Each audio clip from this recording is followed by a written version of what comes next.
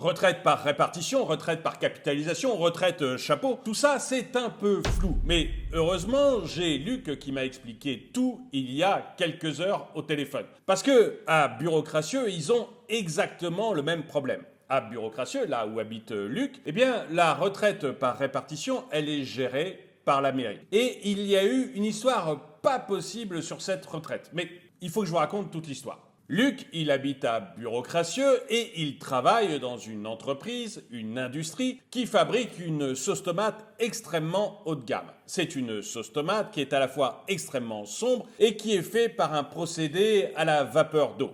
On l'appelle la dark vapor.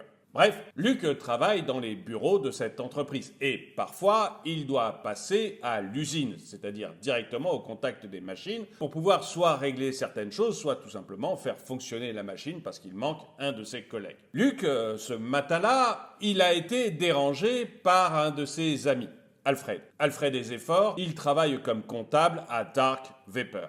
Et quand il est allé voir Luc, il était dans tous ses états. Il venait de lire la presse. Et dans la presse, il avait découvert que la maire de Bureaucratieux, Élise et moi, avait décidé d'allonger la durée de cotisation pour arriver à la retraite de 2 ans. C'est-à-dire que tout le monde allait partir à la retraite 2 ans plus tard. Elle avait justifié ça en disant qu'il n'y avait plus d'argent dans la caisse des retraites, par répartition donc, et qu'il fallait donc travailler davantage. Alfred, lui, ça l'embêtait énormément. Nos 2 amis étaient là, très ennuyés et un peu remontés, quand tout d'un coup, Firmin est passé dans le couloir. Firmin industriel, c'est le patron de l'usine Dark Vapor. Et tout de suite, Luc l'a arrêté. Lui a demandé s'il était au courant que, comme ça, on allait devoir travailler 2 années de plus. Firmin a un peu souri. Luc lui a fait remarquer que c'était pas drôle du tout et qu'il se demandait un peu comment il allait faire. Firmin lui a dit que lui, ça ne le concernait pas vraiment. Non. Lui, il avait une retraite chapeau. Et d'ailleurs, il préférait sa retraite chapeau à leur retraite caveau. Bref, après leur avoir annoncé ça, il est reparti en sifflotant. Et Luc et son ami Alfred ont pu continuer leur conversation. Luc et Alfred, en fait, ils se disent que travailler 2 ans de plus, eh bien, c'est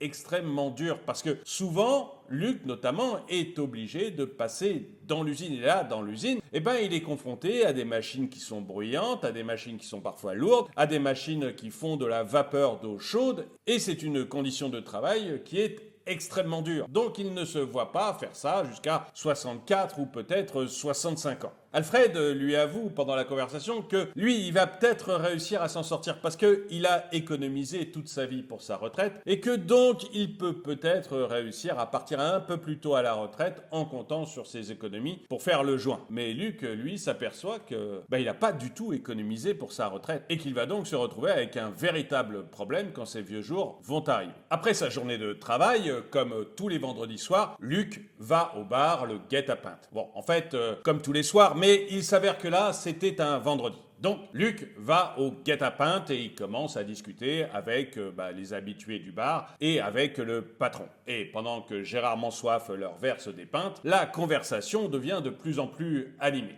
Évidemment, tout le monde a entendu parler de la décision de la maire de Bureaucratieux et personne ne veut travailler 2 années de plus. Ça leur semble extrêmement compliqué. Et Luc, à un moment, dit qu'il a cotisé toute sa vie pour sa retraite et que ça serait quand même normal qu'il puisse partir à 62 ans comme prévu. Et à ce moment-là, un des autres habitués du bar, Jean, le coupe dans son élan. J'en veux encore, c'est un ancien banquier qui a dû arrêter parce qu'il souffrait un petit peu d'alcoolisme, il faut bien le dire. J'en veux encore lui explique que non, en fait, il n'a pas cotisé toute sa vie pour sa retraite. Il a cotisé toute sa vie pour la retraite de ses parents et de ses grands-parents, en fait des anciens. Et que c'est même un des principes fondateurs de la retraite par répartition. Quand Luc cotise pour sa retraite, en fait, il verse de l'argent dans une caisse qui redonne immédiatement cet argent aux anciens. C'est le principe de la retraite par répartition, lui dit Jean. Finalement, on est solidaire avec la population plus âgée qui, elle, est à la retraite. Le problème, dit Jean, c'est que finalement, quand on a lancé cette retraite par répartition à Bureaucratieux, il y avait 4 actifs pour un retraité. Mais maintenant, la population se met à vieillir dans la ville. Et on se retrouve avec 1,5 actifs pour un retraité et ça devient très compliqué d'arriver à les financer. Bref, Jean dit à Luc que c'était extrêmement prévisible parce que c'est de la démographie et que la mère aurait dû réagir beaucoup plus tôt et surtout modifier un peu ce système par répartition. Mais qu'aujourd'hui, il faut bien avouer, on risque de manquer d'argent pour fonctionner. Et hop, les deux amis boivent d'un coup sec leur pinte pour se remettre de cette émotion et Gérard Mansoif, qui adore avoir d'aussi bons clients, leur en reverse immédiatement une troisième. Luc commence à sentir les effets des deux premières pintes, mais j'en veux encore, lui a une longue habitude de tout ça. Il dit que lui, heureusement, il a pensé à mettre un peu d'argent de côté, enfin, tant qu'il avait un boulot, et que ça devrait lui permettre de joindre les deux bouts. Parce que pour lui, il y a deux solutions, soit on continue à travailler plus tard, soit tout simplement les retraites vont baisser. Et donc avoir un peu d'argent de côté ne lui semble pas si bête. Luc, qui réalise à ce moment-là qu'il n'a pas d'argent de côté, se met à boire sa troisième pinte comme un désespéré. Et hop, Gérard Mansoif lui en verse une quatrième. Là, il faut dire que Luc ne tient plus tellement sur ses guiboles. Luc commence à avoir sérieusement du mal à tenir sur ses guiboles, mais Jean, lui, continue. Il lui explique que, en fait, le problème de la retraite par répartition, il peut être double. Soit on manque d'actifs pour payer les retraites, et ça, c'est le cas actuellement, soit on peut aussi se retrouver avec des problèmes dans l'économie du pays. Tout simplement un taux de chômage qui augmenterait extrêmement fortement à cause de revers économiques et qui ferait qu'on n'aurait plus assez de personnes qui puissent payer les retraites de ceux qui sont à la retraite. C'est pour lui les deux problèmes que l'on peut retrouver dans la retraite par répartition. Gérard Mansoif, le patron du bar, fait remarquer qu'il y a peut-être un autre problème aussi, qu'on pourrait continuer à partir à 62 ans à bureaucratieux. Mais que finalement c'est peut-être une mauvaise gestion des fonds ou peut-être un détournement des fonds par la mère. En tout cas, c'est ce que disent certaines théories. Et puis, il dit que finalement, il n'y a pas de raison qu'il n'y ait que les actifs qui contribuent. On pourrait aussi prendre de l'argent à ceux qui sont plus riches, comme Prospérité. Yves lui dit que la mère a bien essayé, mais que Prospérité a menacé à ce moment-là de partir de bureaucratieux et que du coup, on n'aurait rien récupéré du tout. Alors, Gérard lui dit que on pourrait aussi prendre une partie du bénéfice des entreprises. Après tout, elles marchent très bien, elles font des gros bénéfices en ce moment. Pourquoi on ne récupérerait pas une partie de ces bénéfices pour alimenter la retraite par répartition? Jean, qui tient encore un petit peu debout après sa quatrième pinte, ce qui n'est plus vraiment le cas de Luc, il faut bien l'avouer. Jean lui dit que c'est exactement ça finalement la retraite par capitalisation, prendre une partie des bénéfices. Après ce qui s'est passé exactement, Luc n'a pas été capable de me l'expliquer, il était beaucoup trop ivre pour ça. D'ailleurs, il s'est fait jeter hors du guet-apens. Bon, il y retournera, chasser l'alcoolique, il revient au goulot. Le lendemain matin, quand il s'est réveillé avec une bouche un peu pâteuse, Luc est allé rejoindre sa femme à la cuisine qui, elle, avait commencé son petit déjeuner. En prenant son café, il lui a dit qu'il était extrêmement inquiet avec ce problème des retraites. Lynn, elle travaille comme fonctionnaire dans la bonne ville de Bureaucratieux. D'ailleurs, il y a énormément de gens qui travaillent comme fonctionnaires dans cette ville, presque une personne sur 5. À tel point qu'à un moment, la mère s'était même dit qu'elle allait virer un fonctionnaire sur 2. Et puis, après une étude, elle s'est dit que c'était totalement stupide, parce que le deuxième fonctionnaire ne pourrait plus réveiller le premier. Bref, Luc arrive dans la cuisine pour prendre son petit déjeuner et il parle avec Lynn de la retraite et notamment de ce qu'il a entendu la veille dans le bar, la retraite par capitalisation. Il avoue qu'il sait pas trop ce que fait. Lynn lui dit que elle sait exactement ce que c'est parce que en tant que fonctionnaire de bureaucratieux, elle a le droit à une retraite par répartition et à une retraite par capitalisation. Elle peut cumuler les deux. Luc, très intéressé, lui demande alors de lui expliquer. Pour Lynn, c'est extrêmement simple. En fait, Bureaucratieux a choisi 2 prestataires. La grande banque de Bureaucratieux, la Saltimbanque, et puis le grand assureur de Bureaucratieux, Cassure. Bref, la mairie a donc choisi ces 2 prestataires qui ont proposé chacun un contrat aux différents fonctionnaires. Lynn en a d'ailleurs profité pour les mettre un peu en concurrence l'un vers l'autre et voir lesquels avaient réussi le mieux sur la durée. Elle a choisi la banque Saltimbanque pour gérer son fonds de retraite. Et elle a ensuite choisi comment elle voulait que la Saltimbanque gère